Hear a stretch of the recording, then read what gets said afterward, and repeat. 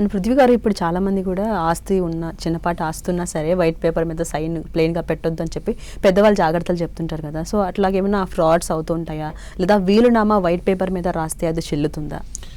వీలునామా అనేది ఎట్లయినా చెల్లుబాటు అవుతామా. వీలునామా ఈ రకంగా రాయాలి ఆ రకంగా రాయాలని ఫినామినా లేదు, అంటే లీగల్గా ఈ రకంగా రాయాలనేది ఒక డైరెక్షన్ ఏమవ్వలేదు. వైట్ పేపర్ మీద పెట్టినా సరే అది వీలునామా కింద చెప్తారు. రిజిస్ట్రేషన్ అన్నది ఎందుకు చెప్తారంటే, రిజిస్ట్రేషన్లో సబ్ రిజిస్టర్ ఒక సాక్షి అవుతాడు, గవర్నమెంట్ ఆఫీసర్ ఒక సాక్షి అయ్యాడంటే ఖచ్చితంగా ఇది వీలునామా కరెక్ట్ అని చెప్పచ్చు.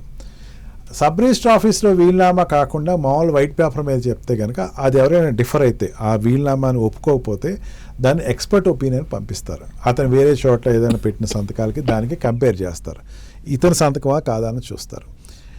వీలునామా అనేది వైట్ పేపర్ అయినా కావచ్చు, స్టాంప్ పేపర్ అయినా కావచ్చు, రెవెన్యూ పేపర్, ఎట్లాగైనా సరే తన ఇష్టపూర్వకంగా తను ఎవరికైతే ఇవ్వాలనుకున్నాడో దాన్ని ప్రకటించటం, ఆ రకంగా ఆస్తి ఎవరెవరికి రావాలో వాళ్ళకి చెల్లుబాటు అవుతుంది. And sir